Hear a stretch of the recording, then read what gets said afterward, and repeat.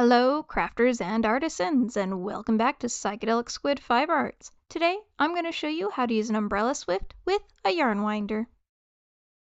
First is the yarn winder. I use one that clamps down to the edge of a table. Be careful of this screw right here though, as it could damage the top of your table, so you might want to put down some paper or cardboard to protect your table from that. In addition, I recommend yarn winders with metal gears, as they last for forever and only need a little oil every now and then. For the umbrella swift, it honestly doesn't matter which one you get. I got this one really cheap online, so the mechanism sticks a little bit, but it still works fine. This lever here is what allows you to adjust it open or closed. Once I've clamped my swift and yarn winder down, I'm going to undo the skein. Make sure to hang on to the inside loop and keep the center of it as you unwind. Next, I have 2 ties on here I'm just going to cut off. However, you might have more ties than me. Then, I like to open up my swift a little bit before wrapping my yarn around it, and then expanding it until the yarn is under a little bit of tension. After that, grab an end and bring it over to the yarn winder. To start the yarn on your winder, it has notches across the top for you to set your yarn in. I like to pull the yarn into the notches with a little bit of pressure so that it stays. Then I'm going to feed it through the arm here that rotates around the base. You want the yarn to come out the smooth end of the coil and not the cut end of the coil. Here's a close-up of how to feed your yarn through the eyes without having to thread it.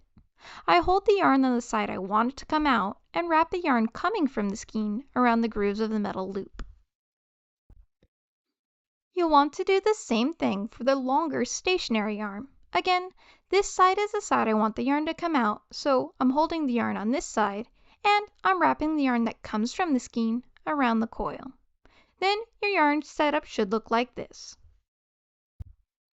Now, I want this long arm to stay between the yarn winder and the swift. If it's off to the side like this, it can tangle the yarn, and the moving arm can hit the long stationary arm.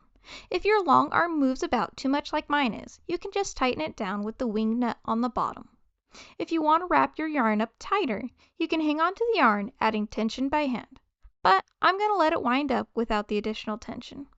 Then you just crank it to wind it up. Once you're done, I like to take the tail end and undo a wrap so that I can tuck it in under itself.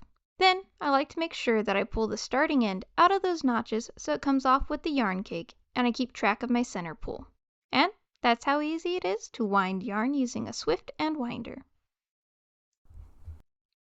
Please let me know if you have any questions in the comment section below, and feel free to visit my Facebook page or Instagram to ask clarifying questions or about things I haven't covered yet. Thank you all so much for exploring the depths of your creativity with me, and I'll see you next time!